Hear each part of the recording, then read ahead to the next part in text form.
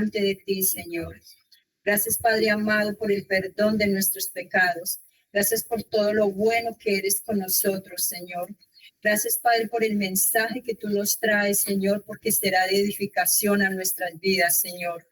Gracias, Señor, porque en tu palabra, Señor, encontramos vida, Señor, encontramos luz para nuestros corazones, Señor.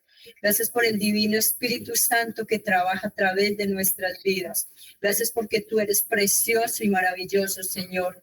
Te pido, Señor, que bendigas a mis hermanos, Padre, los que están conectados, Señor, los que no se pudieron conectar. Tú conoces por qué, Señor. Y los que estamos aquí presentes, Padre Santo, bendice a cada uno de mis hermanos con toda bendición espiritual, Señor. Bendice la vida de Edison, que vas a poner el mensaje, Señor.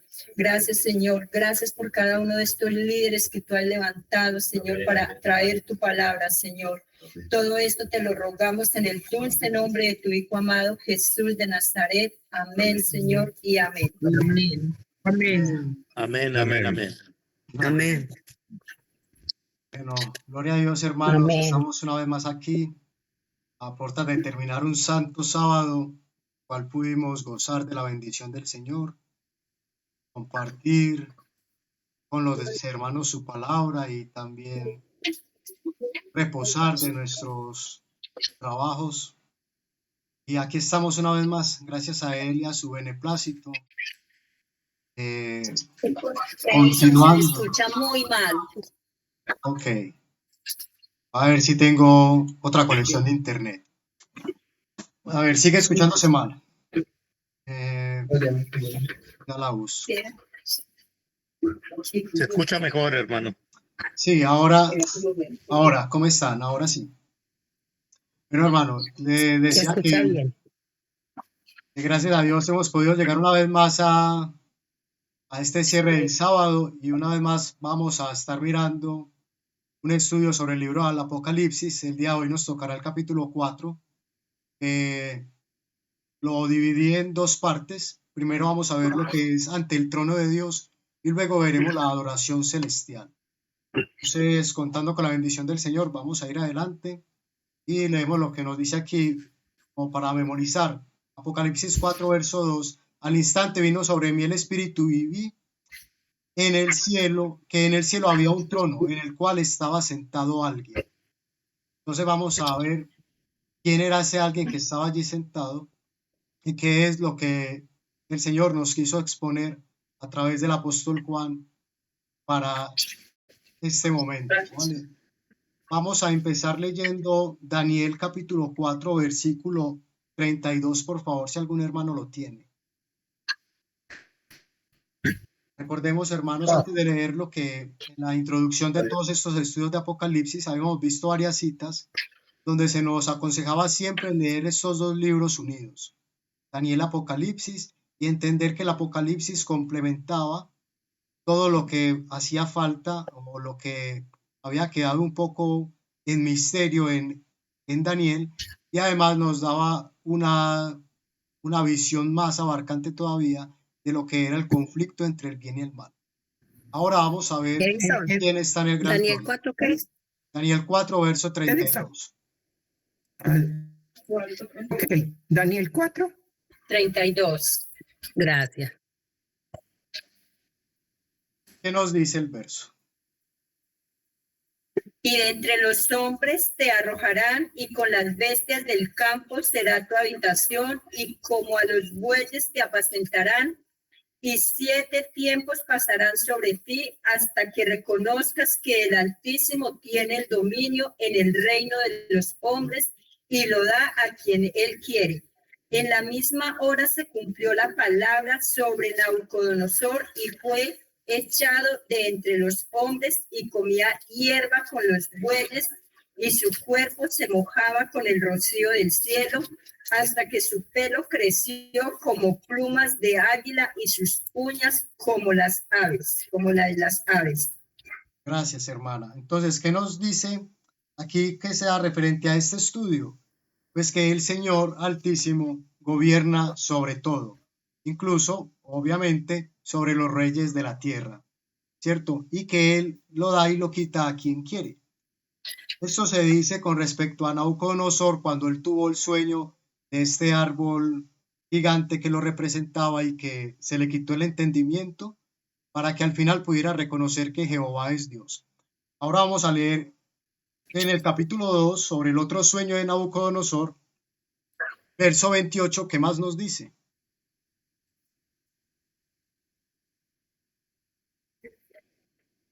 Daniel capítulo 2, verso 28. Pero hay un Dios en los cielos, el cual revela los misterios, y él ha hecho saber al rey Nabucodonosor lo que ha de acontecer en los postreros días. He aquí tu sueño y las visiones que has tenido en tu cama. 28 Gracias, y hermana. Solo ese. 28. Bueno. Entonces, aquí se nos dice como Dios no solamente es soberano, sino que también es el único que puede revelar los misterios. Y es importante, o por lo menos lo es para mí, y el hermano Joseph que lo presentó en su tema Apocalipsis, que ya veremos aquí adelante, por si alguien no lo ha visto para que lo busque. Yo lo busqué como Apocalipsis Víctor San Vicente, me salió la lista de reproducción y está cada capítulo en un video, son 22, todos muy recomendables para tenerlos como base. Y la idea es que podamos ver cómo estos versos de Apocalipsis, que para algunos podrían ser un misterio y que podrían decir son cosas que no se entienden, que son simbólicas, que no aplican tanto a una literalidad, lo cual es un punto importante a tener en cuenta, aún así sigue teniendo un tesoro para nosotros en cuanto al conocimiento, en cuanto al crecimiento, y nos va a enseñar una faceta importante, pero eso lo veremos en la segunda parte, de lo que es la adoración celestial. Pero el hecho es que el Señor, que es el único que puede revelar los misterios, nos muestra cuáles son los principios de interpretación, y valga la pena con el trimestre que se empezó de la escuela sabática, cuáles son los principios de interpretación que hemos de tener. Y para nosotros poder asentarnos sobre lo que el ministerio ha hablado desde años atrás, es siempre recomendable que podamos tener, como les digo, los videos de Joseph San Vicente, hermano de Víctor, como base para entender todo lo que se está desarrollando aquí y también lo que se está desarrollando en el grupo de adolescentes, en el encuentro virtual de adolescentes, que también se está desarrollando el tema unido de Daniel y Apocalipsis. Y aquí en la parte de 161 nos hablan también de lo que sería esta nueva visión sobre el santuario celestial, que ya nos está dando una clave de lo que vemos en el capítulo. Ahora le pido a algún hermano que por favor pueda leer Apocalipsis.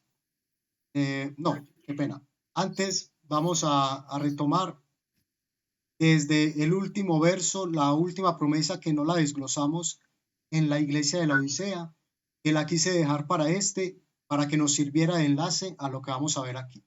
Porque vamos a ver que esta preciosa promesa que dice, al que venza le daré que se siente conmigo en mi trono, así como yo he vencido y me he sentado con mi Padre en su trono, es algo que ya se cumplió para un grupo de personas. Y eso se nos revela en gran parte en este capítulo 4 de Apocalipsis. Y esta promesa al vencedor, Urias Smith nos decía, el Señor hace la promesa de cenar con sus discípulos antes de expresar la promesa final al vencedor. Esto sobre lo último que estuvimos hablando, sobre entraré y cenaré con él y él conmigo. ¿Y qué nos dice sobre esto? Que demuestra que las bendiciones incluidas en esa promesa se han de disfrutar durante el tiempo de gracia y prueba. Entonces, no es el gran banquete de bodas que está aún en el futuro, sino que esa promesa del verso 20, de que podríamos cenar con Jesús y Él con nosotros, es algo que debemos vivir aquí, mientras aún hay gracia y mientras aún estemos a prueba. Y ahora se añade a todas las demás promesas esta dirigida al vencedor, que se dice en el verso presente. Y con esto culminan las promesas del Señor. Después de haber sido al principio rebelde, luego caído, degradado y contaminado, el hombre es reconciliado con Dios por la obra del Redentor. Es purificado de sus contaminaciones, redimido de la caída, hecho inmortal y finalmente elevado a un sitio sobre el trono de su Salvador. No pueden ir más lejos los honores ni la exaltación. Las mentes humanas no pueden concebir ese estado, ni pueden describirlo en su lenguaje. También un punto clave para entender lo que veremos aquí en el capítulo 4 y otras descripciones que se dan más adelante en el Apocalipsis. Juan nos intenta describir cosas que están en el cielo para las cuales el lenguaje humano siempre se quedará corto. Y por eso nos dice aquí Urias Smith, las mentes humanas no pueden concebir ese estado, ni pueden describirlo en su lenguaje. Tan solo podemos seguir trabajando hasta que si vencemos, sepamos lo que es.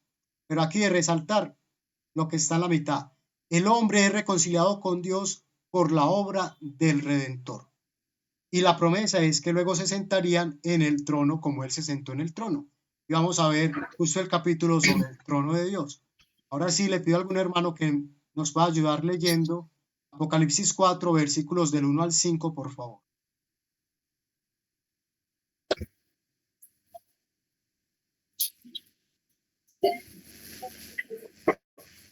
4 del 1 al 5, que dice: Después de esto miré, y he aquí una puerta abierta en el cielo. Y la primera voz que oí, como de trompeta, hablando conmigo, dijo: Sube acá, y yo te mostraré las cosas que sucederán después de estas. Y al instante yo estaba en el espíritu, y he aquí un trono establecido en el cielo, y en el trono uno sentado. Y el aspecto del que estaba sentado era semejante a piedra de jaspe y de cornalina, y había alrededor del trono un arco iris semejante en aspecto a la esmeralda.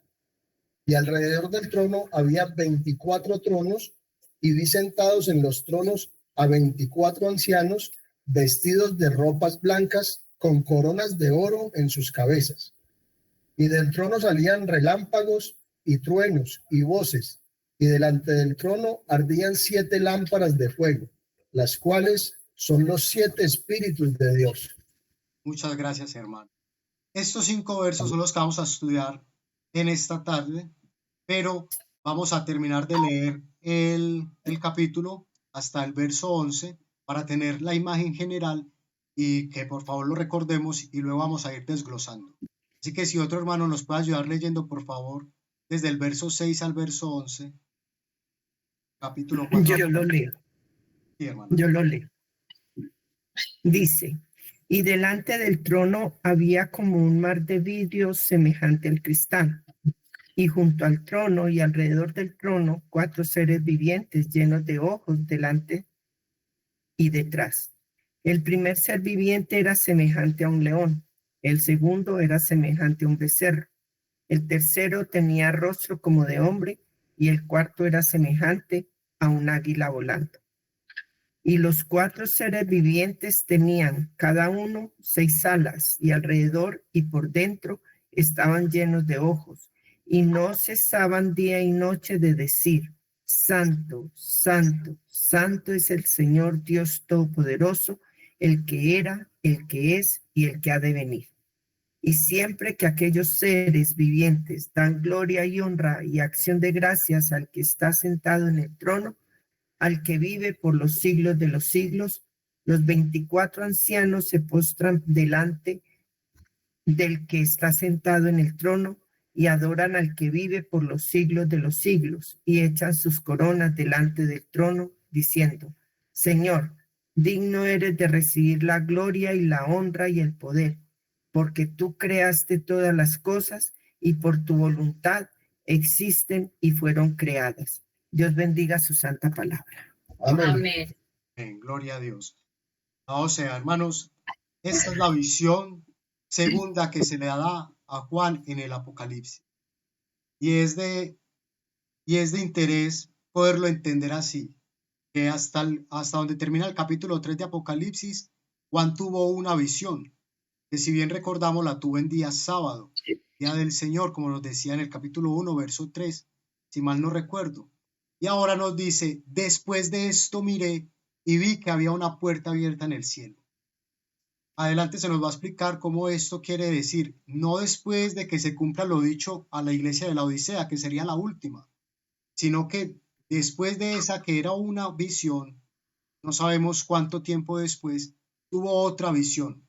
Y en esta vio lo que acabamos de leer, que nos ayudaron leyendo los hermanos. Y quiero que, por ejemplo, en este caso, nos fijemos en la imagen que hay acá en la diapositiva. Porque esta no es la imagen que está viendo Juan, pero sí es una imagen del trono. Y yo quisiera preguntarle a ustedes si alguno de pronto recuerda en qué otro lugar se habla de este trono. ¿Qué otros profetas han visto el trono de Dios? Si no estoy mal, en Ezequiel. Daniel, Isaías. Sí, muy bien. Hay más. Ezequiel es uno donde se nos dice, por ejemplo, lo de las ruedas. Daniel, como vemos aquí en la presentación, que también lo vamos a leer. Daniel capítulo 7, versículos 9 y 10, también lo vio. Isaías también lo vio. ¿Quién más vio o ha visto el trono de Dios? Pablo, ¿no? Esteban, Sí, muy bien, hermana Nerlis. Pablo también, dicen, ¿cierto? Jeremías. Bueno, Jeremías, creo que no, pero hay otro profeta más contemporáneo que vio el cielo abierto y que pudo entrar también allí donde entró Juan. Y Elena White. ¿Cierto? Elena White también pudo entrar allí. Entonces, gracias a eso nosotros podemos tener un entendimiento mejor de lo que allí hay, porque Elena White nos describe con palabras más actuales lo que los profetas de la Sagrada Palabra vieron, ¿cierto? Y esto nos ayuda a tener un entendimiento mejor de todo esto. Pero entonces vamos a leer Daniel 7, versos 9 y 10, a ver qué relación puede tener esto. Vamos a ver, Daniel 7, versos 9 y 10, nos dice, yo lo leeré, hermanos, dice, estuve mirando hasta que fueron puestos tronos y se sentó un anciano de muchos días, cuyo vestido era blanco como la nieve y el pelo de su cabeza como lana limpia. Su trono llama de fuego y las ruedas del mismo fuego ardiente. También es una descripción más parecida a la que vemos aquí, pero aquí también nos dice que fueron puestos tronos. Hay otras versiones que dicen derribados, pero luego vamos a ver qué es lo que quiere decir esto. Ahora, uniendo estas dos visiones, ¿quién será ese ser que está sentado en el trono? ¿El Padre o el Hijo? El Padre. Porque Él está intercediendo. Muy bien, el Padre. ¿Por qué? No solamente por lo que acaba de decir la hermana Lucía. Porque Sí, bien pueda, Cris, bien pueda. también esto resaltaría o hacer parte de algo que vamos a mirar más adelante, porque nadie ha visto al Padre. Entonces la única manera de describirlo es ese anciano de canas que representa como esa sabiduría, como alguien muy sabio, muy puro, y es como la representación de lo que él puede hallar en palabras humanas para plasmar. Más no hay una figura en la cual es así de tal manera, de ninguna parte de la Biblia lo vamos a encontrar.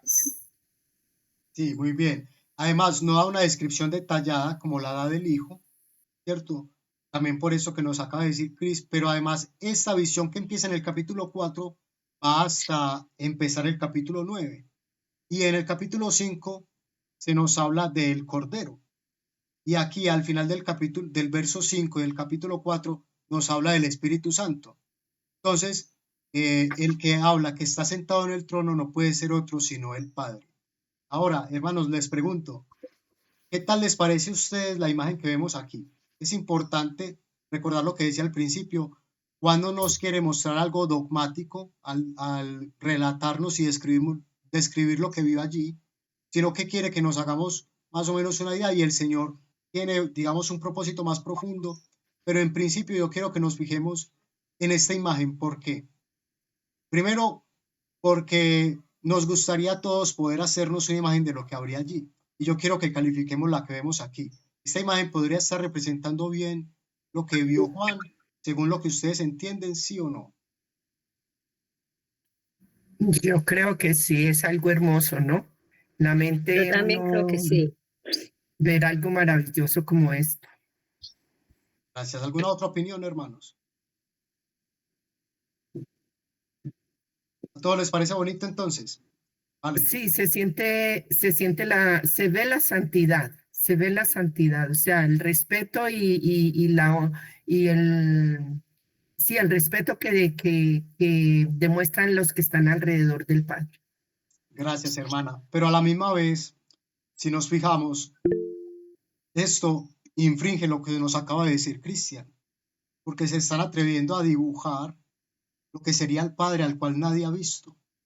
Esto es un error, ¿cierto? Además nos pone cosas por aquí que en la descripción que acabamos de leer no están. Por ejemplo, estos dos animalitos que vemos a la derecha no están. Y si nosotros vamos más al detalle, los rostros de las personas que están arriba en el trono no deberían de estar ahí para empezar, pero además no son bonitas, ¿cierto? Entonces, aunque se ve muy bonito, esto más bien parece una representación de lo que podría ser Satanás cuando venga aquí a presentarse, como una copia de lo que él quisiera hacer. Pero realmente esta imagen, aunque tiene el arco iris, aunque tiene los ancianos con sus coronas y sus vestiduras blancas, también tiene cosas de más. Un trono con unos picos que no, como que a la estética de Dios, como que no van muy bien, a lo que yo entiendo, unos animales que no están descritos, hay una paloma que no sé por qué hay una paloma, estos ángeles que parecen tener forma femenina, no sé, en la palabra tampoco se nos habla de ello. Bueno, hermano Vicente, Hermano, ¿ha levantado la mano? creo que también Sí, oh, perdón. no alcanzo a ver, a contar, estás mirándome en el detalle del arco iris. No veo cuántos colores hay ahí, creo que son 6. 6. Es interesante, sí, hermano. El arco iris de Dios son 7, el arco iris de Satanás son 6, que es lo que está usando el LGTB ahora. Pero lo que acabaste de mencionar, Edison, es correcto. Esa paloma representa el Espíritu Santo que no es el de Dios. Entonces, sí, gracias. No, gracias, hermano. No solamente por eso, sino porque la paloma representa a Semiramis, ¿cierto? Ajá. Y aquí se nos dice que el Espíritu Santo son 7 lámparas. ¿Por qué representarlo con una paloma y además blanca, cuando debería de ser de bronce bruñido si quisiera representar al Espíritu Santo? Entonces, hacia primera vista sí que se ve muy bonito. De hecho, yo tenía la presentación con esta imagen en varias de ellas, pero cuando fui a detallarla mejor me di cuenta de que, bueno, tal vez nos estamos metiendo en un terreno en el cual no estamos autorizados a entrar, ¿cierto? La imagen de Dios Padre nadie la ha visto jamás, no tenemos autorización para hacer ni siquiera un parecido. Y además, los otros detalles que les digo, sí nos podemos dar una idea, pero creo que igual no es el objetivo del capítulo 4. Hermana Ruth, bien pueda. No, sencillamente darte gracias por la explicación, porque pues son cosas que uno mira y realmente se ve muy hermosa, pero está muy bien entender que realmente eso no significa lo que queremos, lo que se quiere decir. Muchas gracias, hermano. Sí, gracias a Dios.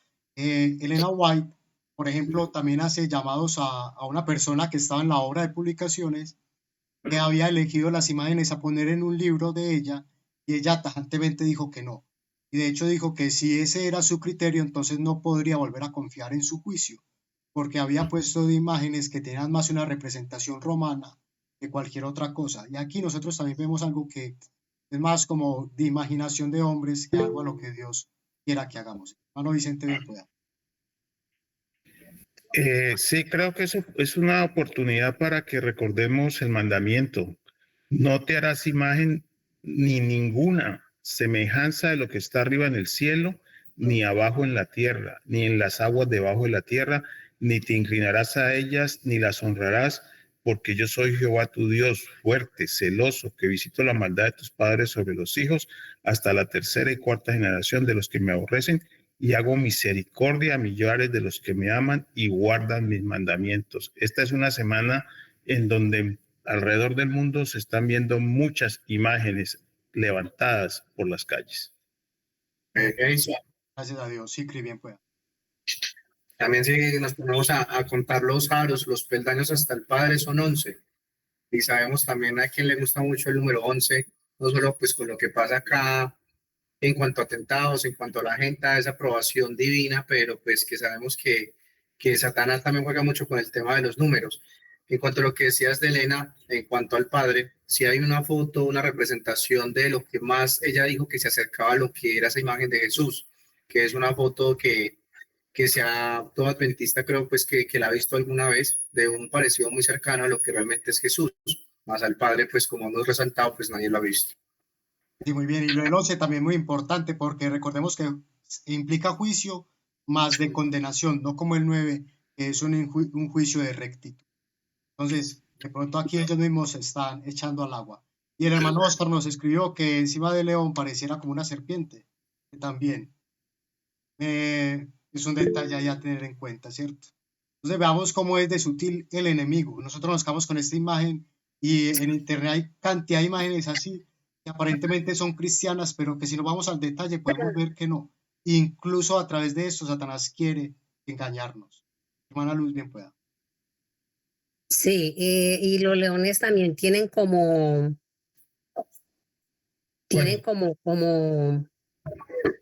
O cuernos. como cuernos, sí. Y también Edison, igual que la hermana Ruth, muchas gracias por hacernos caer en cuenta, porque pues sí, lo pueden engañar a uno, pero con la luz que nos está dando el Señor que nos dé discernimiento para ir conociendo estas imágenes, como cuando vemos alguna película, alguna cosa, que ya sabemos, el Señor nos da discernimiento también en estas imágenes, porque mira cuántos detalles hay ahí que no pertenecen y que no dicen en la Biblia. Sí, Edison. gracias. Entonces, más fácil, me gustaría tener esta, que tal vez no está tan bien lograda, algo, digamos, más de arte humano, pero que al menos tiene la reverencia de no mostrar al santo ser que está en el trono, tomándose pues unas licencias que el hombre no debería tomarse nunca. Y Cris, bien. Edison, devuelve la imagen, porfa.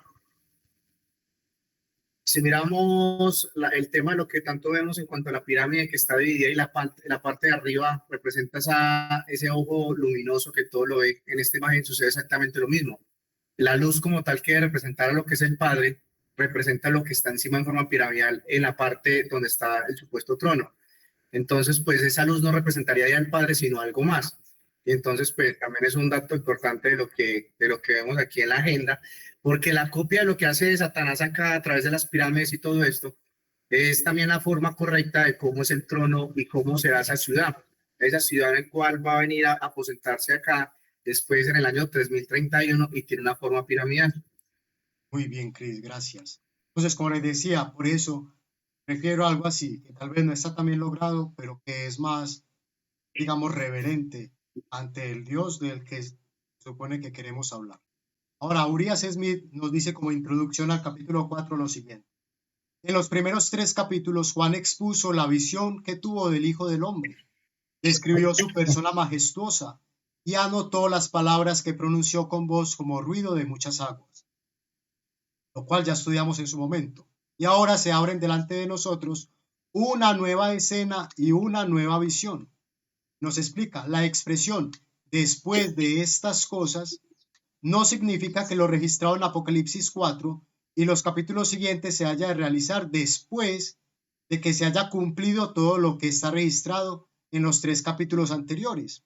Más bien significa tan solo que después que el profeta hubo visto y oído lo que ya registró y lo que ya estudiamos nosotros, tuvo una nueva visión, la cual ahora introduce.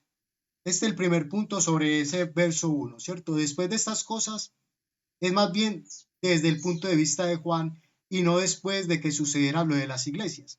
Porque otro detalle importante que vamos a ver a la hora de desarrollar este tema es que de aquí en adelante nos va a hablar de lo que compete al trono de la bestia. Así como en los 3 primeros versos nos habló lo que tenía que ver con su iglesia a través de la era cristiana, ahora nos va a hablar de lo que tiene que ver con su enemigo a través de esa misma era cristiana.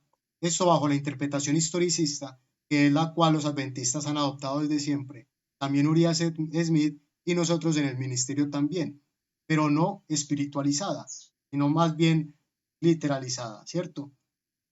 Pero cada cosa en su justa medida. Entonces vamos a ver. Lo que Juan vio algunos podrían pensar que sería algo así, que vio una puerta abierta en el cielo, simplemente esto que vemos aquí. Sin embargo, esto también está equivocado. Hoy, gracias a Dios, pudimos hablar un poco sobre lo que sería la creación, primer, segundo y tercer cielo, y nos permite saber que realmente lo que Juan vio era, estando en el tercer cielo, que una puerta se abría. Y como ya hemos leído, esto que vio allí era el santuario celestial, pero vamos a desglosarlo para que no nos queden dudas de que es así. Y esta imagen solamente para que sepamos de lo que hablamos cuando hablamos de primer cielo, la atmósfera, segundo cielo, lo que conocemos como universo, y tercer cielo es el cielo, dicho propiamente la ciudad de Dios y los mundos que no podemos ver, donde no hay ser caído, como Cristian también nos introducía esta mañana. Entonces, más bien es que Juan, estando en el tercer cielo, vio una puerta abierta. Entonces nos dice, aquí se nos habla de una puerta abierta en el cielo, no una puerta que diera acceso al cielo. Hay una gran diferencia, ¿cierto? La traducción castellana es fiel al original. He aquí una puerta abierta en el cielo, ¿cierto? Ya están. No es como si el cielo se abriera delante de Juan, como en el caso de Esteban, que señalamos ahora, que él, mientras lo iban a apedrear, ¿qué dijo? ¿Qué dijo, hermanos? Lo recordamos, vamos a leerlo, Hechos 7:26. Jesús entraba a la lista del Padre.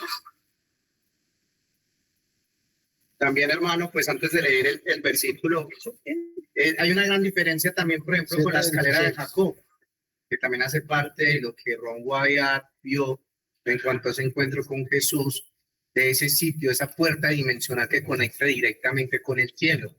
Pero es un contexto distinto por la labor que se va a desenglobar un poco de lo que será el estudio de lo que pasa como tal en el santuario.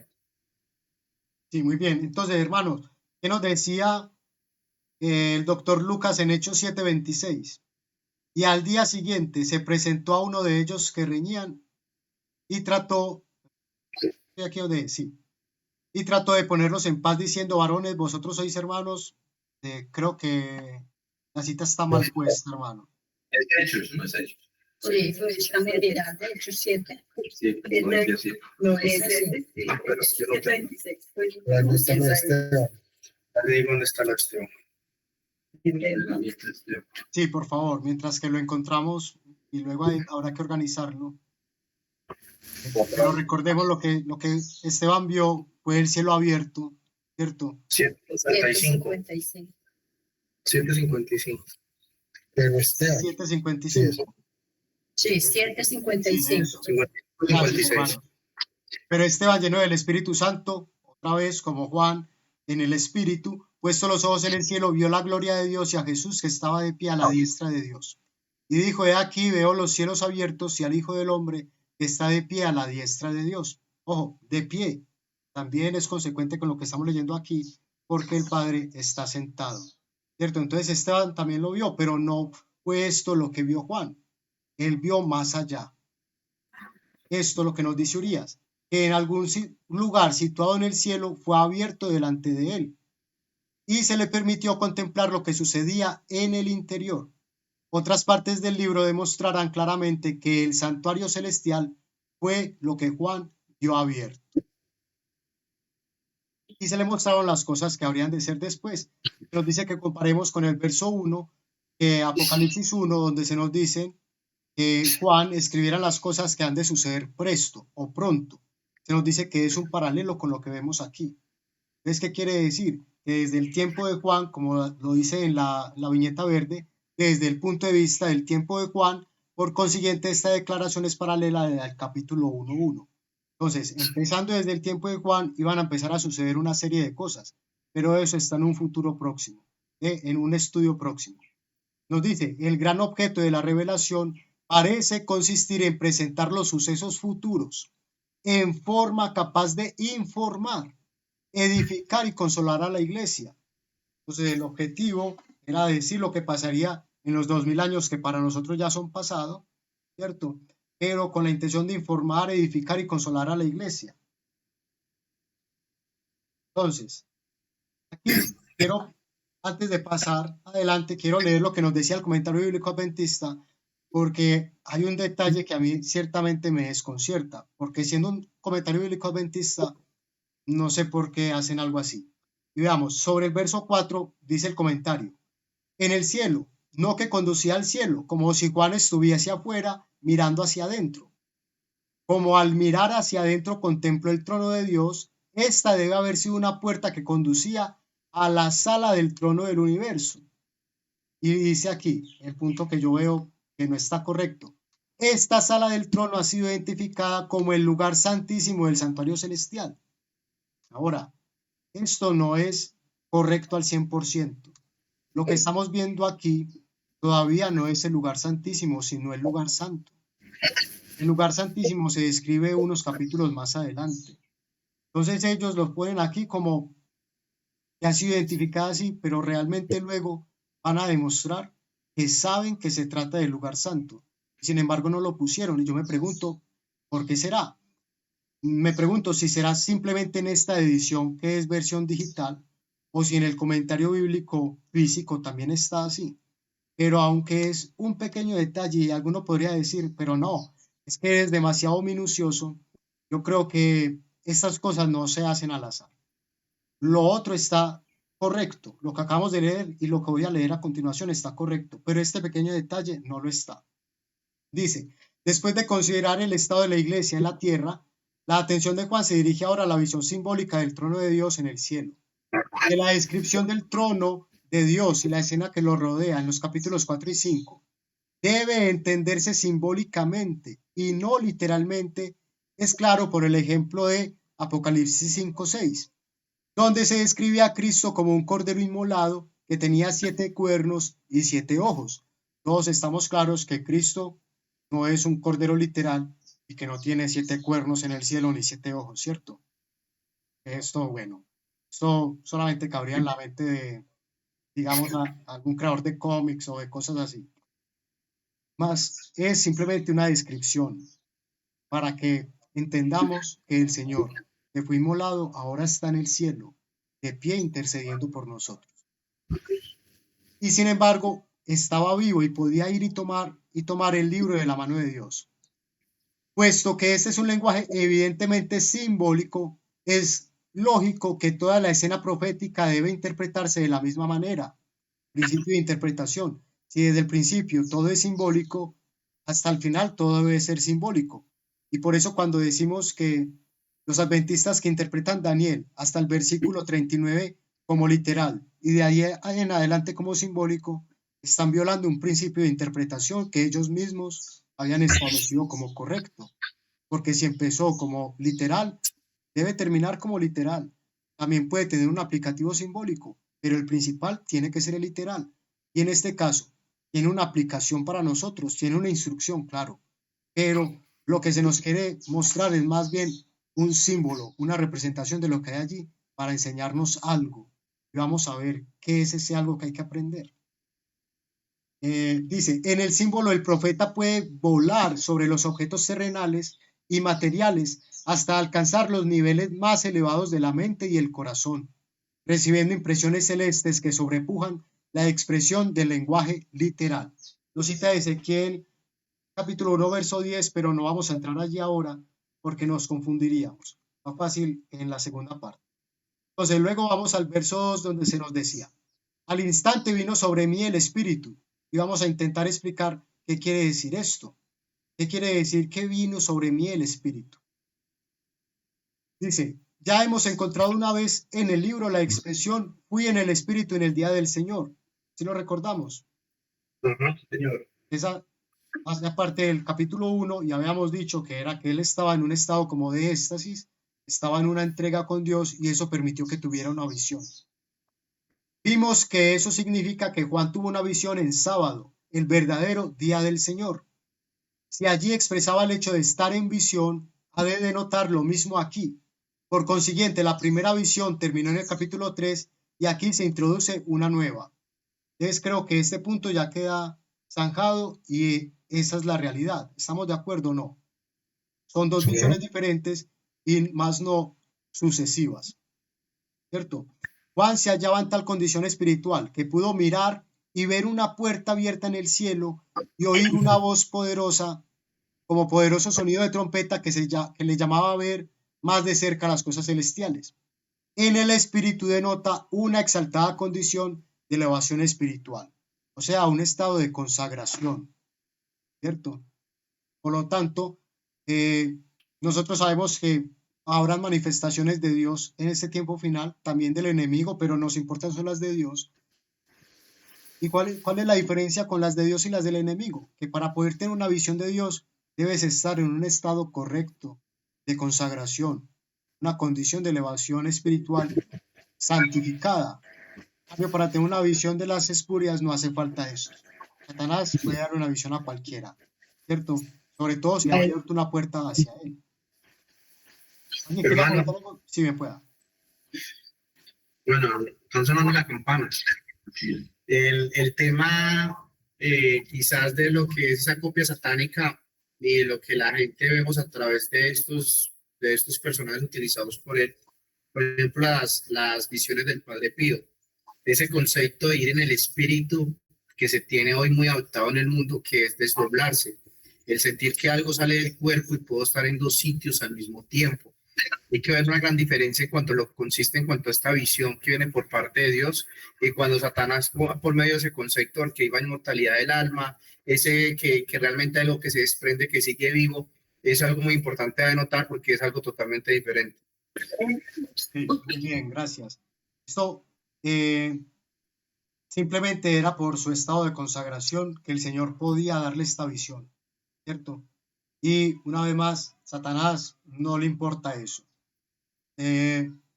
Bueno, no es tan cierto o tan al 100% lo que acabo de decir, porque ciertamente, por ejemplo, digamos, los satánicos también guardan su alimentación vegetariana en lo posible para poder tener una mejor comunicación con él. Pero el hecho es que a Satanás no le importa si estás limpio o no, sino si le has abierto una puerta para poder él tener control sobre ti.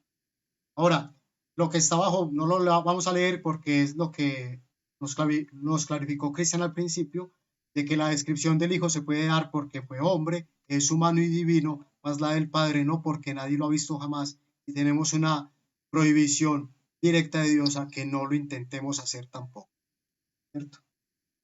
Entonces, nos decía en el verso 3 que había uno sentado y que el que estaba sentado tenía el aspecto de una piedra de jaspe y de cornalina, y alrededor del trono había un arco iris semejante a la esmeralda. El jaspe y la cornalina eran dos piedras preciosas, ¿cierto? Y se nos dice aquí que más bien quiere decir una luz brillante y refulgente, más notable por su brillo que por su color, cuando habla del jaspe, y de la cornalina que describe una luz rojiza brillante. Simplemente ese detalle para que sepamos que se nos está escribiendo como un monarca, que es lo que nos dice Urías en el cuadro siguiente. Dice, nuevamente arrebatado en visión celestial, Juan contempló primero un trono puesto en el cielo, al ser divino sentado en él. La descripción del aspecto que ofrece este personaje, con sus vestiduras de diversos colores, sugiere enseguida al espíritu un monarca ataviado con sus vestiduras reales. Es lo que nos quiere mostrar. El que estaba sentado aquí era un soberano, como lo leímos en Daniel capítulo 4, el altísimo soberano sobre todo. Y en derredor del trono había un arco celeste o arco iris. Y se nos hace una referencia a Ezequiel capítulo 1, versos 26 al 28, que le pido a algún hermano que lo pueda buscar mientras termino de leer aquí. Y este arco añadía majestad a la escena y nos recuerda, punto importante, que aunque el que está sentado en el trono es un príncipe omnipotente y absoluto, claro, Dios es omnipotente y absoluto, que merece reverencia y nosotros debemos tener temor de él. Sin embargo, también es un Dios que cumple su pacto. Entonces no solamente es un temor reverente, sino también una confianza, porque Dios es bueno. ¿Qué mayor palabra de aliento se nos puede dar? De saber que Dios no está distante de los hombres, que nos ama, como se estudió en esta mañana, No solamente el Hijo, sino el Padre también sufrió al dar a su Hijo amado, ¿cierto? Nos ama tanto como el Hijo. No necesitamos de otro mediador como la Virgen María para que la ira del Padre no se manifieste, no. El Padre nos ama tanto como el Hijo y tanto como el Espíritu Santo. Y es un Dios que cumple su pacto. Ezequiel 1, 26 al 28 que nos decía. Esto nada más para redondear. Dice, Adelante, hermano. dice, y sobre la expansión que había sobre sus cabezas se veía la figura de un trono que parecía de piedra de zafiro. Y sobre la figura del trono había una semejanza que parecía de hombre sentado sobre él. Y vi apariencia como de bronce refulgente, como apariencia de fuego dentro de ella en derredor, desde el aspecto de sus lomos para arriba, y desde sus lomos para abajo vi que parecía como fuego y que tenía resplandor alrededor. Como parece el arco iris que está en las nubes el día que llueve, así era el parecer del resplandor alrededor. Esta fue la visión de la semejanza de la gloria de Jehová, y cuando yo la vi, me postré sobre mi rostro y oí la voz de uno que hablaba. Gracias, hermano. Entonces vemos aquí que los dos profetas han visto el mismo trono, circundado por el mismo arco, ¿cierto? Y el arco nos hace referencia, obviamente, al arco iris que vino después del diluvio, cuando el Señor hizo pacto con Noé. Por eso les envié ahora una matutina. Sobre Maranata el Señor viene, donde se nos desglosa esto, para que luego la puedan leer.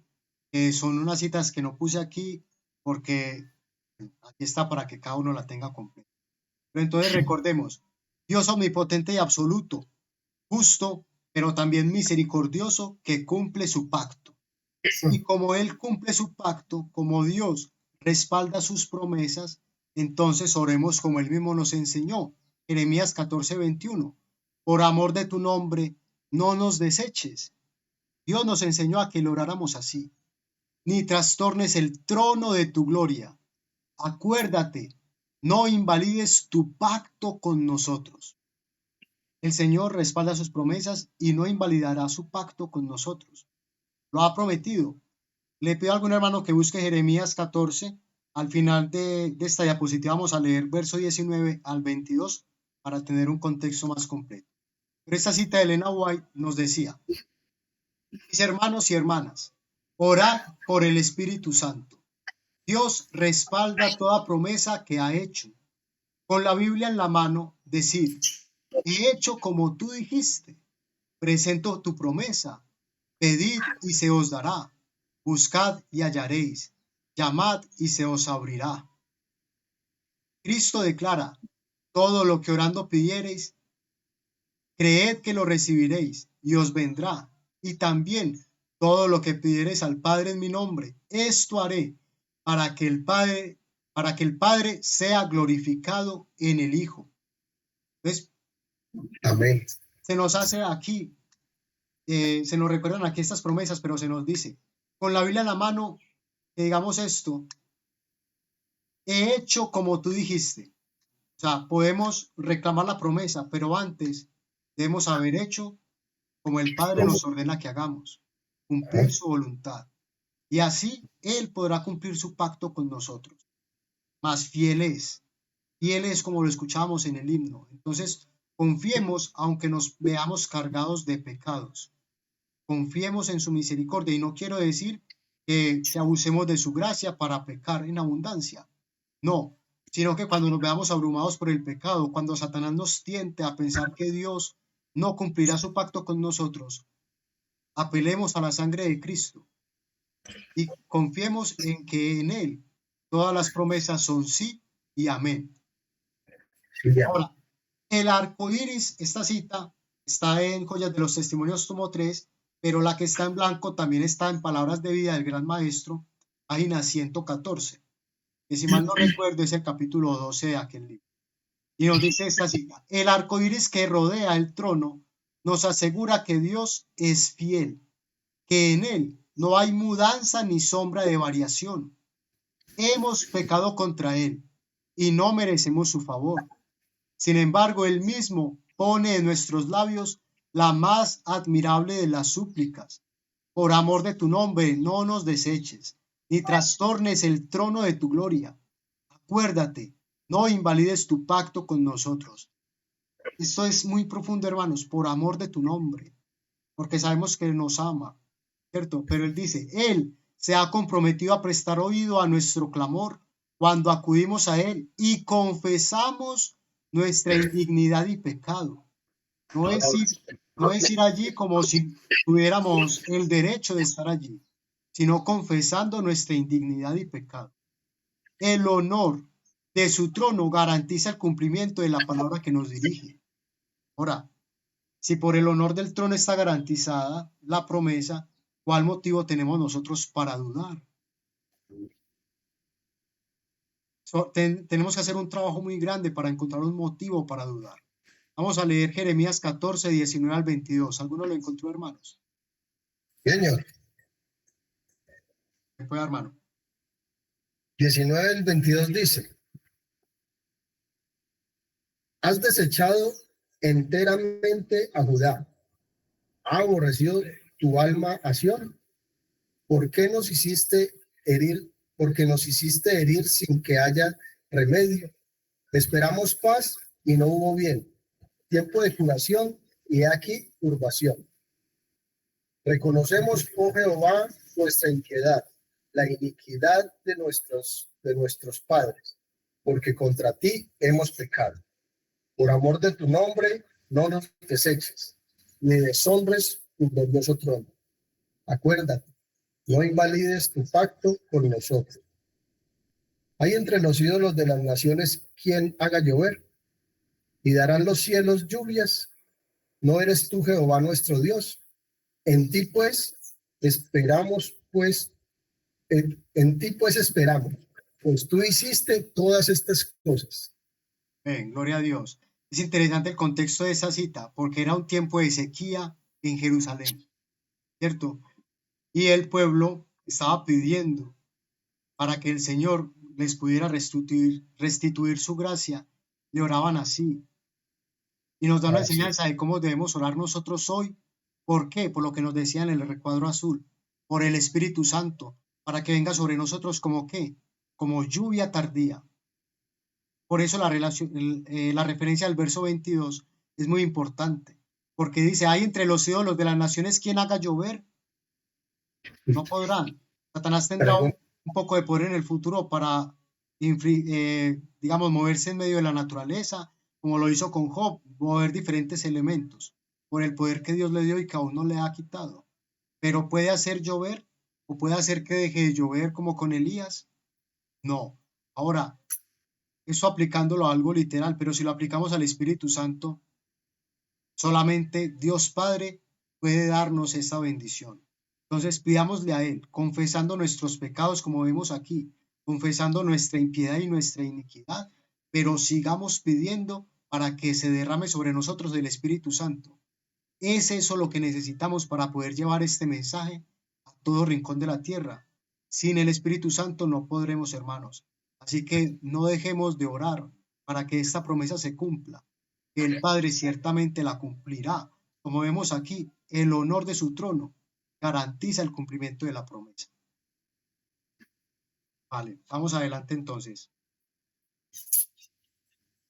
Entonces, pasando del verso 3, habiendo hablado ya del trono, de quién estaba en el trono, de lo que quiere decir, y del arco, que nos presenta una promesa, que siempre que vamos a llover podemos recordar que el Señor está allí en el cielo intercediendo por nosotros. Ahora vamos a ver quiénes son los 24 ancianos que están en estos 24 tronos. Yo quisiera antes, ¿qué visiones tenemos de esto? Los que ya sepan la respuesta correcta, por lo menos la que dice Urias Smith y la que aceptamos nosotros, dejémoslo un poco a cuando desarrollemos. Pero yo quiero escuchar las diferentes versiones que se pueda tener o que tengamos nosotros, al menos de oídas, entendimiento sobre lo que serían estos 24 ancianos. ¿Qué dicen ustedes, mis hermanos? ¿Quiénes podrían estar representando esos 24 ancianos? ¿Quién puede, hermano Oscar? Sí, gracias, hermano. ¿Se refiere a las primicias que resucitaron con Cristo? Sí, mi hermano, muy bien, gracias a Dios. Así es, se refiere a las primicias. ¿Qué quiere decir esto? Los que resucitaron cuando Cristo resucitó en su primera venida, que fueron llevados al cielo, en los cuales, como les decía al principio, al recordar la promesa de la Odisea, se cumplió en ellos ya esa promesa. O sea, la promesa que se le dio a Juan para la iglesia de la Odisea, en tiempo de Juan, cuando recibió la visión, ya se estaba cumpliendo, porque ya habían por lo menos estos 24, que son una representación de una muchedumbre más grande, que fueron redimidos de la tierra y que están sentados junto al trono de Dios, así como se le promete a los que venzan la carrera cristiana, la carrera de la fe, hermano. Bueno, yo en este punto, no sé, no tengo una visión como tan acertada, y lo vas a poner el por qué. Acá nos hablan de que pueden ser las primicias de aquellos que fueron resucitados con Cristo y Cristo los presenta al Padre. Otros dicen que hubieron 12 patriarcas y 12 apóstoles, representan los 24 tronos. Pero cuando miramos, por ejemplo, el capítulo de Héroes por la Fe, nos damos cuenta que muchos de estos personajes de renombre en la Biblia, que son como ese ejemplo diario para nosotros, no han recibido esa recompensa para que no fueran perfeccionados antes que nosotros. Y en este caso, no solo están en el cielo, no solo en cuanto a las vestiduras, lo que esto representa, sino también que hacen un papel que se realizará por los salvos en el cielo de juzgar. Entonces, quizás en el estudio de Joseph lo deja muy ahí sobre la mesa, algo interpretativo. Lo que hace Urias también sobre esa base de quién podría ser, pero pues pienso que no hay como ese argumento o esa base para llegar quizás a afirmarlo.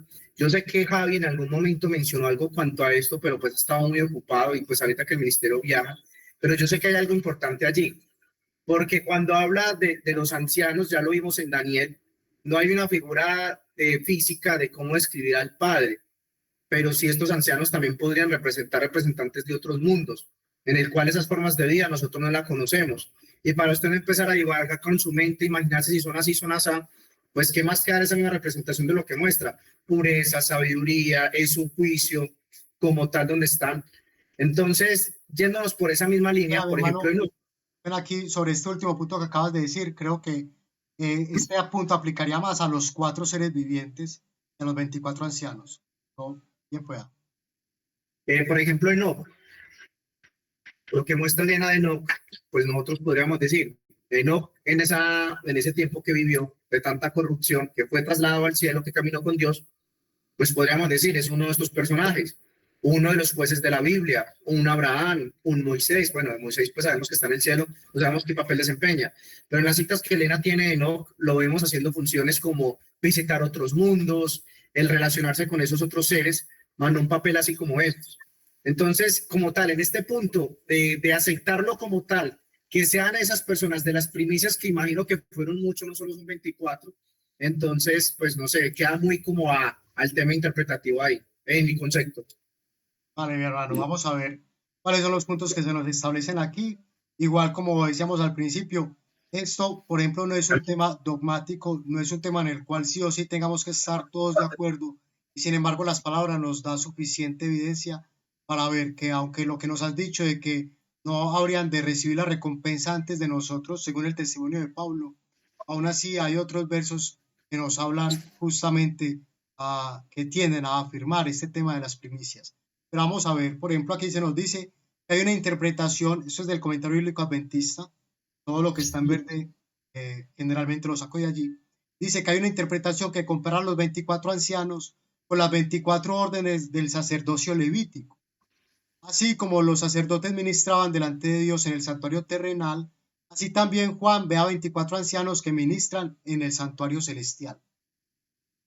Ahora, podría estar representando esto, así como aquí habían quienes ayudaban al sumo sacerdote, pues allí hay quienes ayudan al sumo sacerdote, ¿cierto?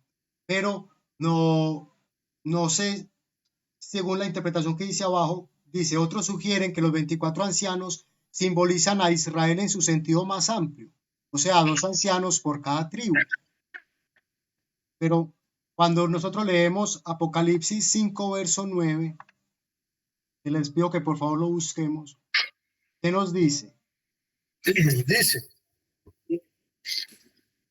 y cantaban un nuevo cántico diciendo, digno eres de tomar el libro y de abrir sus sellos, porque tú fuiste inmolado y con tu sangre nos has redimido para Dios, de todo linaje y lengua y pueblo y nación. Gracias, hermano. Entonces, esto le están diciendo los 24 ancianos junto con los 4 seres vivientes. ¿Y qué están diciendo? Que Dios los redimió con su sangre. Y los que han de ser redimidos son humanos. Entonces, esta misma interpretación nos impide, o sea, este mismo entendimiento del verso 9 nos impide pensar que pueden representar a 12 patriarcas y 12 apóstoles, porque Juan es uno de los apóstoles, pero él no estaba allí en el cielo en ese momento de la visión. Entonces no podría ser, ¿cierto? Más fácil podría estar representando a los 24 ancianos.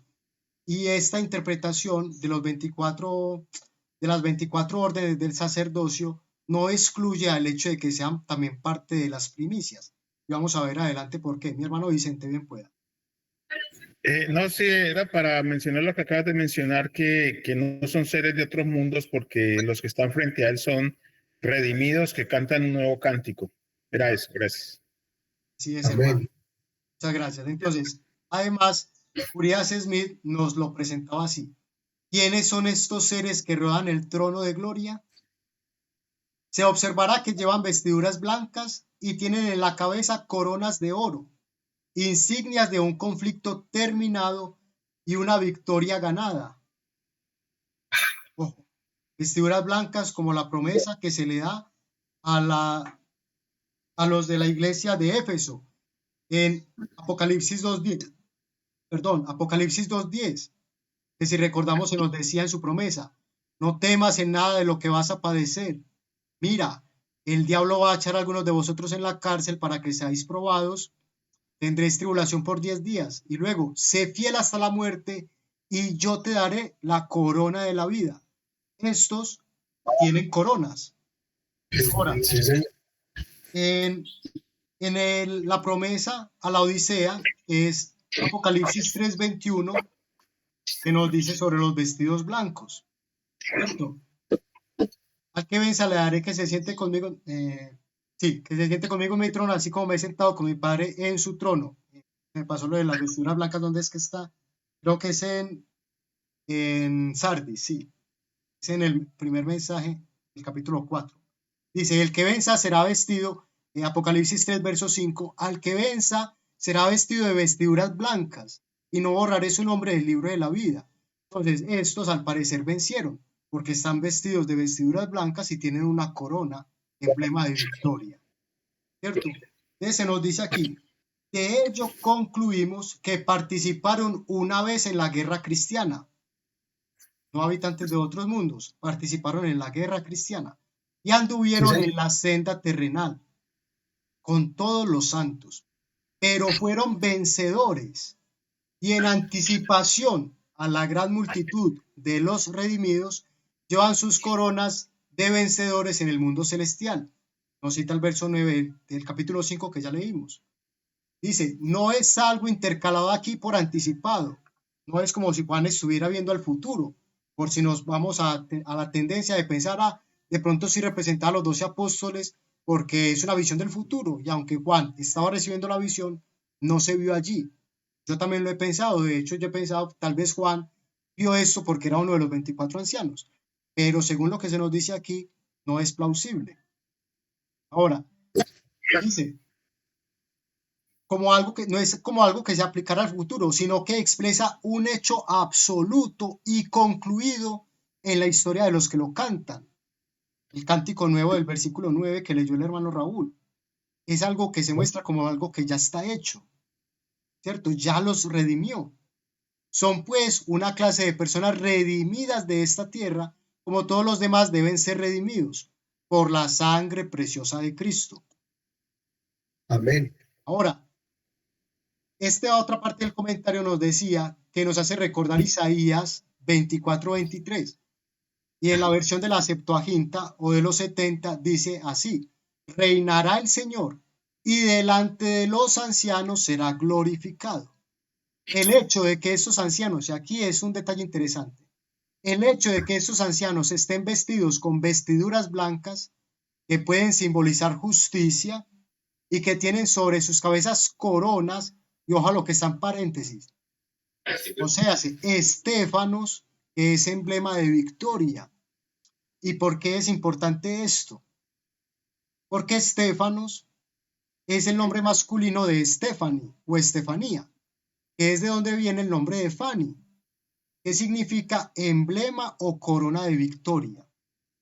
Entonces, cuando se nos da la promesa de la victoria final, también se nos está hablando de esto, de que recibiremos o tendremos a Stephanie o a Stefano o a Esteban como emblema de victoria, que representaría la justicia. Esto es importante, tengámoslo en cuenta. El próximo martes, con la ayuda de Dios, el pastor Antonio empezará la temática de seminario sobre Eliseo, donde se nos va a hablar de esto.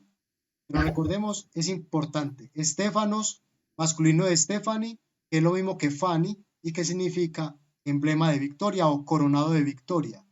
Víctor y Fanny, coronado de victoria. ¿Okay? Han inducido a algunos a sugerir que representa a hombres redimidos. Por eso yo estoy de acuerdo con esa interpretación, de que son hombres redimidos.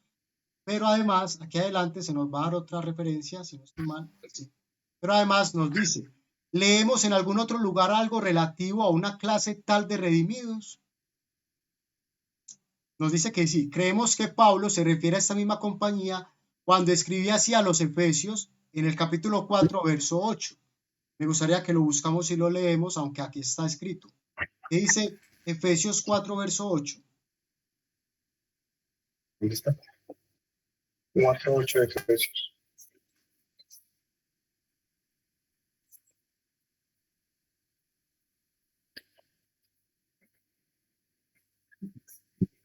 Dice, por lo cual dice, subiendo a lo alto, llevó cautiva la cautividad y dio dones a los hombres. Amén. Entonces, llevó, dice otra versión, el original dice, llevó una multitud de cautivos. Cuando fue resucitado y subió, eso ya lo tenemos claro y estamos todos de acuerdo. Y si nos remontamos a los sucesos ocurridos en relación con la crucifixión y la resurrección de Cristo, leemos en Mateo, capítulo 27, versos 52 y 53. ¿Qué nos encontramos aquí, hermanos? 27. Mateo 27, 52 y 53. Que dice, y se abrieron los sepulcros y muchos cuerpos de santos que habían dormido se levantaron, y saliendo de los sepulcros después de la resurrección de él, vinieron a la santa ciudad y aparecieron a muchos. Bien, entonces, ¿qué pasó? Cuando el Señor murió, tembló la tierra. Y cuando resucitó, las tumbas que se habían abierto con ese temblor se abrieron y salieron hombres redimidos. Dice, la página sagrada da pues una respuesta directa a nuestra pregunta. Estos son algunos de aquellos que salieron de sus tumbas cuando resucitó Cristo y fueron contados entre la ilustre multitud que Jesús sacó de la cautividad del sombrío dominio de la muerte cuando ascendió en triunfo al cielo. Entonces, si es una multitud, es verdad, pero esos 24 vendrían a representar a esa multitud. Recordemos que 24 es 12 más 12, y a la misma vez es una representación de los 144,000, que son 12,000 de cada tribu, ¿cierto? Entonces, Mateo, tenemos el testimonio de 3. Recordemos, por el testimonio de 2 o 3 se decidirá todo asunto. Mateo habla de su resurrección, Pablo de su ascensión, y Juan los contempla en el cielo, ejecutando los deberes sagrados para cuyo cumplimiento fueron resucitados. Ahora, por esos argumentos que hemos estudiado aquí es que yo estoy de acuerdo con que son primicias de los redimidos y por eso lo presento también de esta manera, ¿vale? Igual, puede que no sea enteramente así, puede que esté representando también a las 24 órdenes del sacerdocio levítico, pero creo que estas dos interpretaciones no se excluyen una a la otra. No lo dice bien puede. Y por lo menos queda descartado que son de otros mundos, porque ya dice que son redimidos. Sí, hermano, así es. Sí, Edinson, este versículo no se usa mucho, pero mira lo importante y lo interesante de este versículo para cuando alguien piensa que el que ha muerto se ha ido al cielo y está en la gloria del Señor. Estas personas murieron y estaban en los sepulcros. No volvieron a la vida, no resucitaron hasta que nuestro Señor Jesucristo resucitó. Y cuando Él venga en gloria, dice que los muertos en Cristo resucitarán primero. O sea, no hay ningún difunto. Estamos hablando de los que nosotros pensamos, de los nuestros, que está en este momento en el cielo, gozando de la gloria del Señor. Todos están en el descanso hasta que Cristo venga en gloria. Gracias. Sí, es. Amén, amén. Gracias a usted. Hermano, nos quedó claro el punto de los 24 ancianos. Por lo menos este argumento que yo traigo aquí, que trae Urias, quedó claro. Sí, señor. Los demás hermanos, Claro. Sí, señor. Sí, hermanito.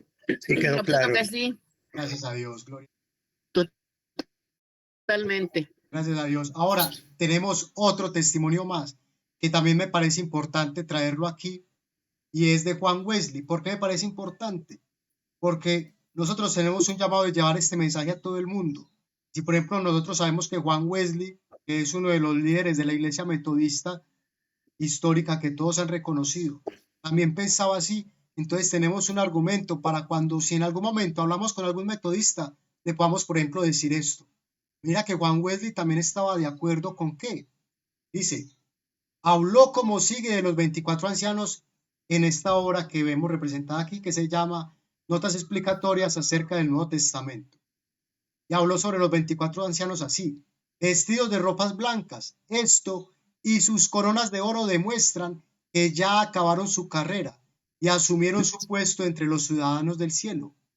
No se los llama almas y por lo tanto es probable que ya tienen cuerpos glorificados. Y se nos dice que comparemos con Mateo 27:52 que acabamos de leer. ¿Vale? Entonces, no somos los únicos, hay testimonios varios que afirman esto en cuanto a que hoy en día las personas están esperando la resurrección para poder entrar al reino de la gloria. ¿Vale? Ahora, Amén. debe prestarse atención particular al hecho de que se dice que los 24 ancianos están sentados en tronos. Y ya estamos terminando, mis hermanos, para que me den unos 10 minuticos más para ello. Dice, nuestra traducción dice sillas, pero el griego es tronoi, que significa tronos. Y este pasaje ilumina la expresión hallada en Daniel 7:9 que leímos al principio, donde dice, estuve mirando hasta que fueron puestas sillas, tronos. Ahora, ¿dónde fueron puestas? ¿Aquí donde estamos leyendo o en otro lugar? Vamos a ver. Estos son los mismos tronos y como ya se indicó en los comentarios sobre este pasaje, no se trata, el pasaje de Daniel, Dios mediante, cuando Cristian tenga oportunidad de presentarnos el estudio de Daniel, lo veremos, se nos dice que no se trata de tronos que son derribados, sino colocados. Y la figura proviene de la costumbre oriental de colocar esteras o divanes para que se sienten en ellos los huéspedes distinguidos. Por eso se dice derribados, porque es como si se ponen esteras, ¿cierto? Más son tronos. Estos 24 ancianos son evidentemente asistentes de Cristo en su obra mediadora en el santuario celestial. ¿Asistentes de quién? Del sumo sacerdote. ¿En dónde? Santuario celestial. Cuando la escena del juicio descrita en Daniel 7:9 se inició en el lugar santísimo. Ojo, en Daniel 7:9 se dice que se ponen estos tronos en el lugar santísimo, pero nosotros estamos estudiando que esto está en el lugar santo. Y por eso lo que les decía el comentario bíblico adventista, habla del lugar santísimo, y yo no, pero no es posible, porque está hablando como contexto a lo que pasa en Daniel 7. Por eso es que Apocalipsis complementa a Daniel. Sin esta parte no podríamos entender que esos tronos estaban en el lugar santo, y luego lo que describe el verso 9 de Daniel es que los pasan hacia el lugar santísimo. O sea, terminó la obra. O sea, que lo que Juan está viendo aquí en Apocalipsis 4 es la obra de juicio que se realiza en el lugar santo del santuario celestial. O sea, la obra que va desde la época de Juan hasta 1844, que fue cuando se pasó al lugar santísimo. ¿Me siguen, hermanos? Ajá. Aquí lo explica mejor él. Cuando la escena del juicio descrita en Daniel 7:9 se inició en el lugar santísimo, sus tronos fueron puestos allí, de acuerdo con el testimonio de aquel pasaje. Y ahora, del trono salían relámpagos, truenos y voces, que no lo vamos a detallar, porque lo que nos vamos a quedar aquí es que allí habían 7 antorchas encendidas, y la palabra misma nos dice, Juan mismo nos dice, que esas antorchas son el Espíritu Santo o representan al Espíritu Santo, y se dice el 7 por su valor de plenitud. Que recordemos que el 7 significa esto. Es cuando se nos dice 7 espíritus de Dios, se nos está hablando de la plenitud del Espíritu Santo. Así como cuando se nos habla de 7 iglesias, se nos habla de la plenitud de la iglesia. ¿Cierto? Esta referencia no la vamos a leer por falta de tiempo, tal vez en la otra, en el otro tema, en la parte 2, como introducción los leemos. Sin embargo, está en el comentario bíblico adventista sobre el verso 5, por si alguno quisiera ir a leerlos. ¿Vale? Pero se nos dice sobre las 7 lámparas de fuego. Y este es el detalle que nos permite afirmar que el versículo 4, el capítulo 4 transcurre en el lugar santo y no el santísimo. ¿Por qué? Porque es en el lugar santo donde estaba el candelero que representaba a estas 7 lámparas de fuego. ¿Me siguen? Dice, en estas lámparas de fuego tenemos el antitipo del candelabro de oro del santuario terrenal, con 7 lámparas que ardían siempre. Este candelabro se hallaba colocado por indicación divina en el primer departamento del santuario celestial. Nos da las citas de Éxodo.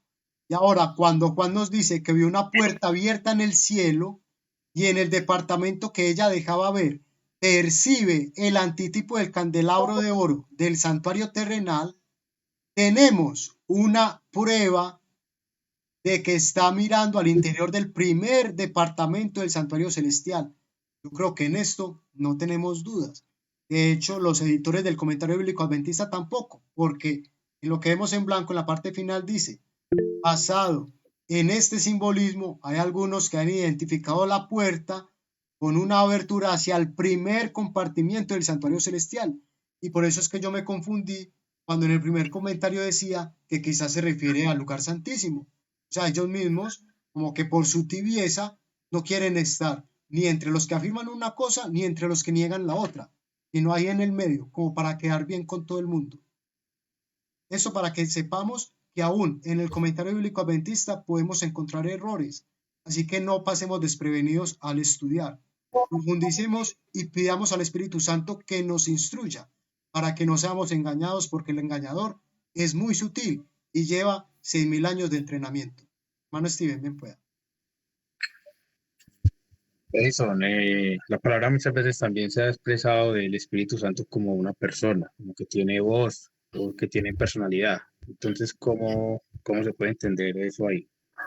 Mi hermano, recordemos que el candelabro aquí en la tierra era nada más uno con 7 brazos. Ahora, esta descripción lo que nos quiere mostrar es como una individualidad en cada uno de esos brazos, pero la luz sería el poder que le da el Espíritu Santo. O sea, por eso explicaba que lo que nos quiere representar no es que sean 7 personas del Espíritu Santo, porque entonces ya tendríamos que 9 dioses. No, sino que se nos representa como 7 para que sepamos que es el Espíritu Santo en su plenitud. O sea, todo él completo, unido al Padre y al Hijo para la redención de los hombres. ¿Sí me explico, mi hermano? Sí, Por eso es sí. que decía que es una descripción más informativa más no algo que nos vaya a dar una base para decir, entonces Cristo en el cielo es un cordero con 7 ojos, o el Espíritu Santo en el cielo son 7 lámparas. No, es una persona, pero se le describe así para que entendamos la plenitud de la divinidad en él. ¿Vale? Si quieren, mi hermano, luego podemos detallar un poco más de esto y hablarlo más personalmente si hace falta o con cualquier otro hermano que te puedan ayudar con esto. Igual, en el comentario bíblico adventista nos hace estas referencias que tal vez te vendría bien estudiarlas. Apocalipsis 8:51, 8:11, 16:18, Job 37, Salmo 29 y Ezequiel 1. Hermano Vicente, bien pueda. Sí, que entendamos que las manifestaciones del Espíritu Santo no es que se divide en 1000 personas, en 20 personas, porque cuando fueron llenos del Espíritu Santo en el Pentecostés eran muchos, pero el Espíritu Santo seguía siendo una sola persona de la deidad. Gracias. Muy bien. Bien, hermano, muchas gracias a usted. Vale, entonces vamos terminando. Vamos a ver un par de citas de Elena White. Esta está en la historia de la redención. Es simplemente para confirmar que el santuario construido por Moisés era una copia del santuario celestial, donde también hay 2 lugares santos, ¿cierto? Lugar santo y lugar santísimo. Y Juan, en esta visión que va del capítulo 5 del capítulo 4 al capítulo 9, está viendo el primer lugar santo, ¿cierto? Luego, cuando vemos el capítulo 11 en adelante, nos habla de que se abre el trono de Dios y ve allí el arca de su pacto. Ahí es cuando empieza a hablar del lugar santísimo. Por lo pronto, seguimos hablando de una obra que sucedió hasta 1844, cuando el Señor estaba en el lugar santo. ¿Vale? Esta otra cita tampoco la voy a leer para no cansarlos mis hermanos, luego la vemos, solamente la que está en el medio voy a leer ahora. Por la fe miremos el arco iris que rodea el trono, la nube de pecados confesados detrás de él. El arco iris de la promesa es una seguridad que se da a cada alma humilde, contrita y creyente de que su vida es una con Cristo y de que Jesús es uno con Dios. La ira de Dios no caerá sobre una sola alma que busca refugio en él. Dios mismo ha declarado, y veré la sangre y pasaré de vosotros. Recordemos, esto es una referencia a la sangre puesta en los dinteles de las puertas cuando ocasión de la plaga de los primogénitos en Egipto. Recordemos que es una referencia a la señal del pacto, que sería el sábado, y a la sangre de Jesús que sellaría ese pacto, ¿cierto? Asimismo pasará con los 144,000. El Señor, cuando mande a su ángel destructor, no los tocará a ellos porque verá la sangre y pasará de nosotros, la sangre de Cristo. Y estará el arco en las nubes, y lo veré y me acordaré del pacto perpetuo.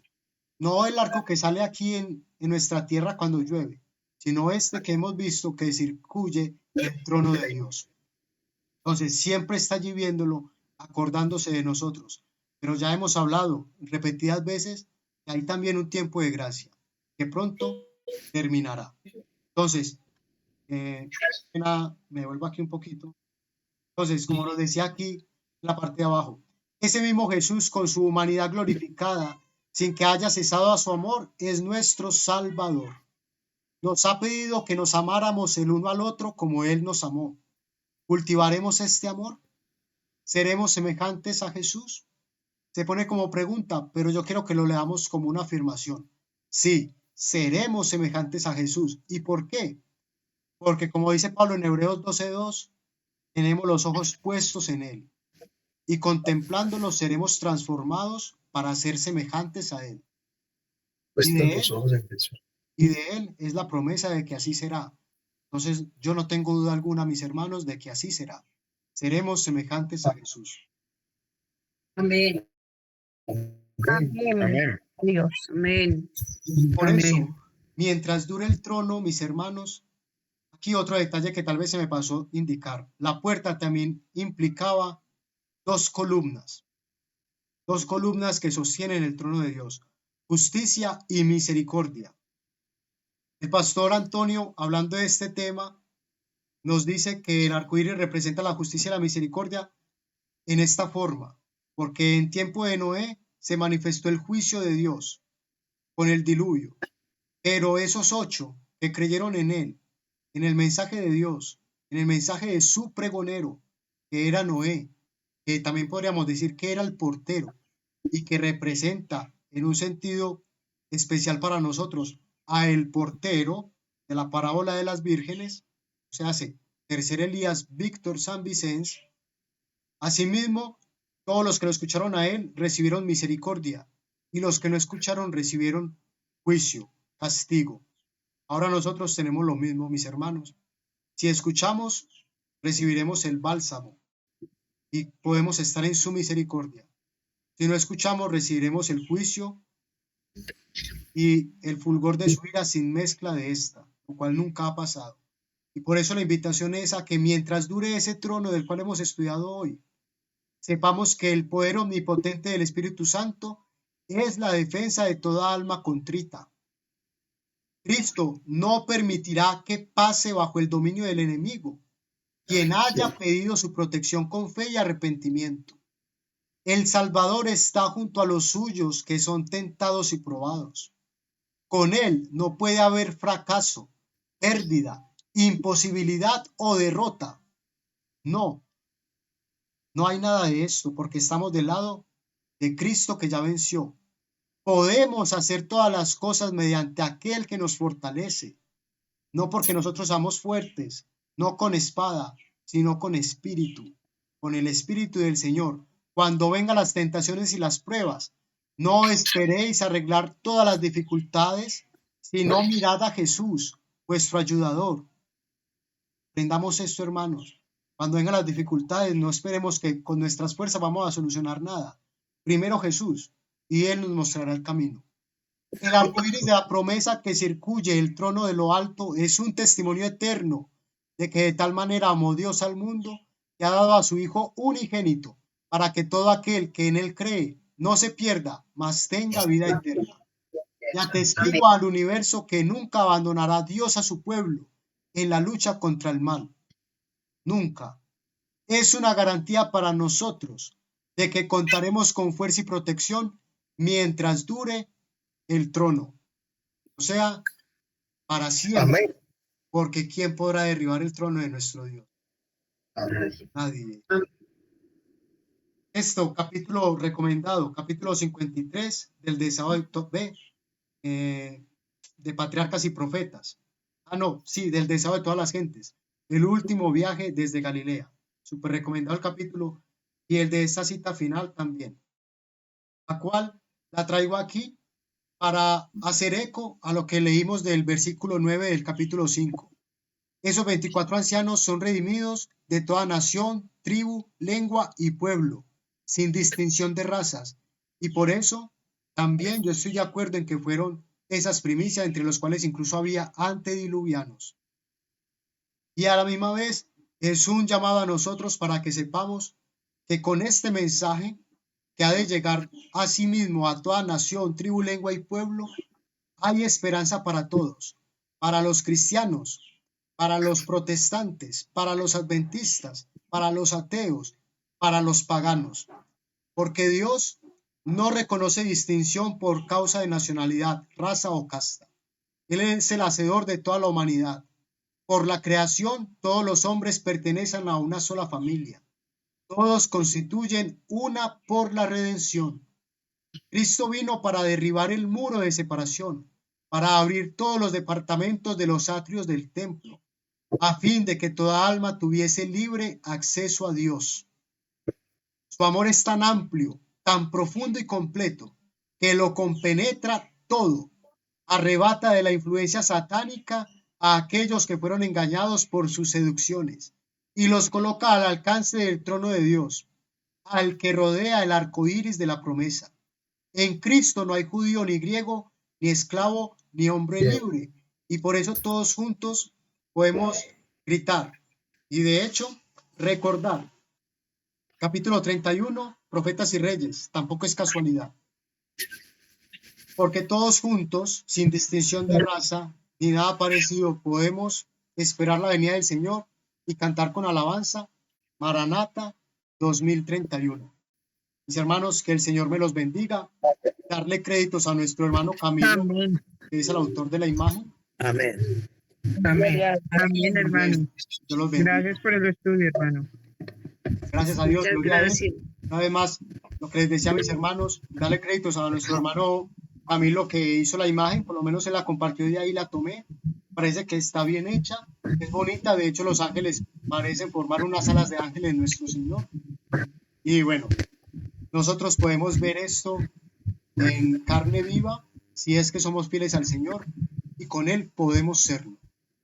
Recordemos, mis hermanos, todo lo que aprendemos aquí no podría ser posible si no es porque una gente en España que no conocíamos de nada se preocupó por nuestra salvación y dio un mensaje que no agrada a muchos. Así que mientras que podamos servirles y ayudarles, recordemos donativos a la Iglesia Cristiana Ministerio del Cuarto Ángel. Y recordemos, esta es la página oficial para que entremos a ella y busquemos allí el material que nos servirá para llevar esta obra adelante. Con esto termino, mis hermanos. Muchas gracias por la atención. Hermana Luz, bien pueda. Vamos a terminar con un himno. No sé si el hermano Vicente nos puede ayudar con un himno. Y en la próxima estudio veremos lo que es la adoración celestial. Hermana Luz, bien pueda. Sí, Edison, me surgió una pregunta de todo el estudio que me puse a pensar.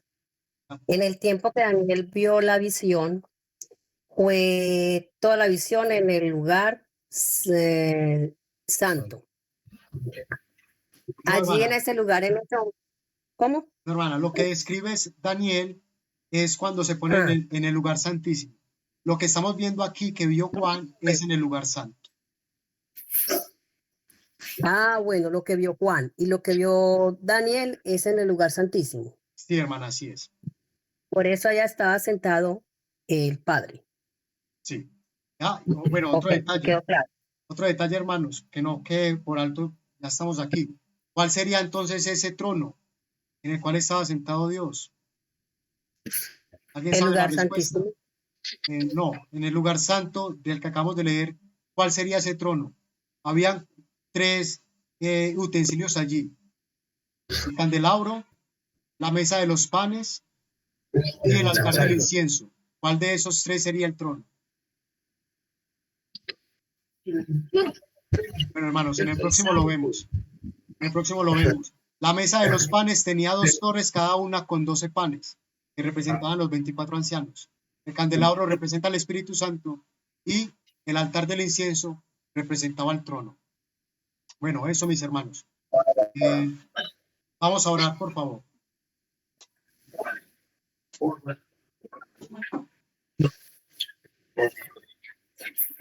Inclinemos el rostro, hermanos. Bien, sí, hermano Vicente, gracias. Tenemos el himno.